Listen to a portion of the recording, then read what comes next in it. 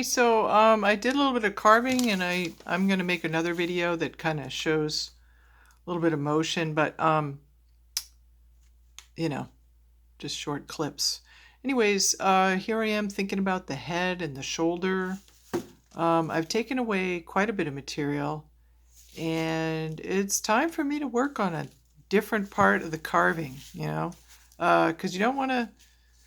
I don't know. Michelangelo apparently used to just carve down from one position. And then he'd put this in a box of water, and then he would, uh, you know, pour out water as he went to kind of represent the lowering of the material as you carve it away, which is an interesting approach. Um, but anyway, I'm going to carve in from maybe this side a little bit and maybe some of the other sides. I'm just going to work on it for a while. The winning tool, for some reason, the one that I like the most for this is this X-Acto knife. So if you have something like this around and your plaster isn't too hard, this seems to be working pretty well for roughing it out. And then once I get to a place where I can talk about making it smoother, I'll do that. Hi, I'm roughing out the arm. Leave extra. Make everything a little bigger. You can always carve off more material later. I might have that a little low on the piece in terms of proportion, but I think I can make it work. Okay, so this is me continuing to work on this side a little bit. I started to work on the foot and the thigh, kind of going around the corner, and what this tells me is I can take out a bunch of material here. So I'm going to work on that for a minute and I'll be back. One thing I find myself doing is bringing back the lines every once in a while, like just stopping and saying, okay, so I've carved away all this material. Where is the line for that arm? And I keep kind of going back and redefining those as I go along to make sure I don't kind of get lost. And you can do it with the knife, but there's no reason I couldn't go back in with the pencil too. That might really help you to see, hey, where am I at? So it's definitely time for me to switch sides because I've gotten into this side quite a bit. And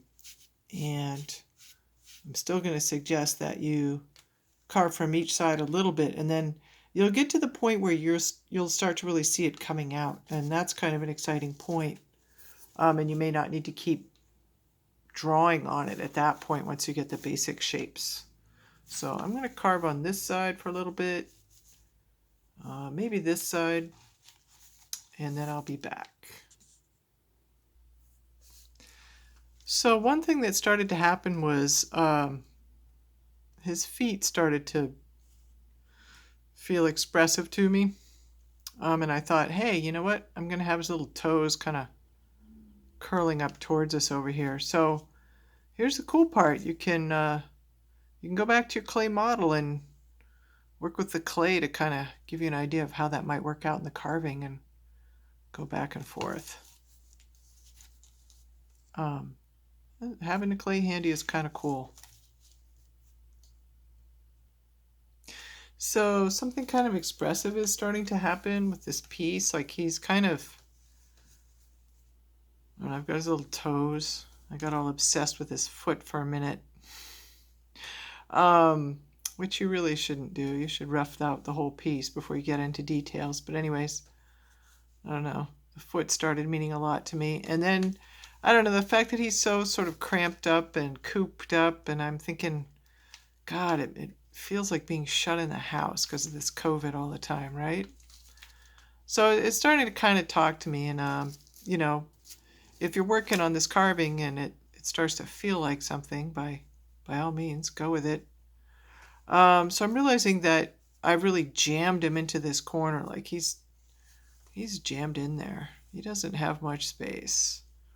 It's kind of a good point, though. So what can I do with this other arm to kind of add to that? I realized that he's got kind of all this room for this arm, but maybe I'll bring it in tight, kind of wrap it up like he's wrapped up.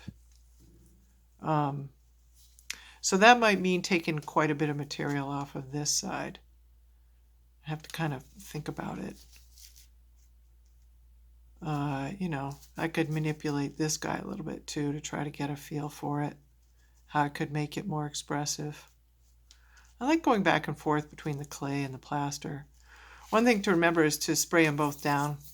Well, the plaster not necessarily, although it's fine if it starts making a squeaking noise as you're carving and that's driving you crazy. This is a good way to stop that. It'll also keep down the dust a little bit. And spraying down your clay guy will just keep him from, getting dried out and hard to work with. Too much clay is going to make him slimy.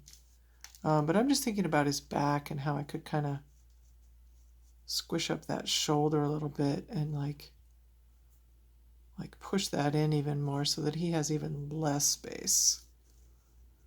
Even more talks about how cooped up we've all been feeling. All right, who knew this was going to turn into a expressive piece? But that's the cool thing about art. It'll do that. You'll be cruising along and you'll be like, oh, wow, I'm expressing this feeling right now. Didn't even necessarily know I had it. I'm expressing it. Yay. Hi, so this is where I ended up. I gave him two kind of like arms. He's kind of hiding his face. He's got these little fists going on. And he's so bored that his toes are curling up. All right. So yeah, and then the back of the block doesn't have too much, but nor the bottom. But I like what's going on with that right there. So anyways, I'm thinking, there's no reason I couldn't like put some letters in here, like 2020 sucks. Or I don't know, 2020 lockdown. Actually, 2020 sucks. It's going to be easier to carve. So maybe I'll do that. But anyways, he's starting to have kind of a feel. So I think I've showed you a fair bit about carving in this video. So I'm going to quit, I think. But maybe I'll add a little bit for letters here. Well, let's just see. Hi, so I wrote out 2020 on the back. And then there was more room, so I did it twice. So I'm carving on it. Roughing out the letters. I figure rough is good because it's been a rough year, right? Okay, so here he is. He's got 2020 on his back, right? And yeah, he's kind of rough. I had fun making his little toes. I decided his face was kind of better to just leave it not so detailed. And he's got a fist going up here.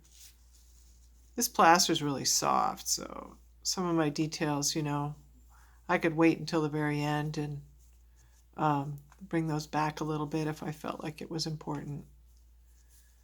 But there he is. It definitely tells a story as you pull it around in your hands and look at it. And that's kind of what I'm looking for, not just that you've done a different story on each face. I didn't do anything with the bottom, but I don't know. It's definitely the bottom of this piece. So go ahead and leave it rough, okay? You can smooth it down if you really want to spend more time carving. I could spend a lot more time carving and detailing this. And if you're into it, great.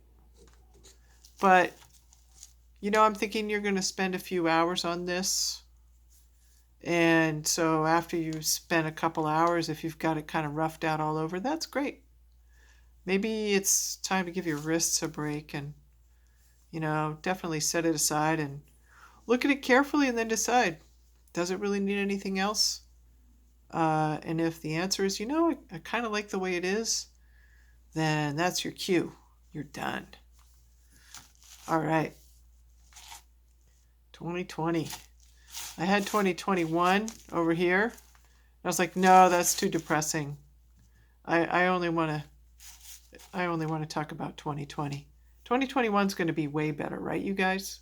All right, take care.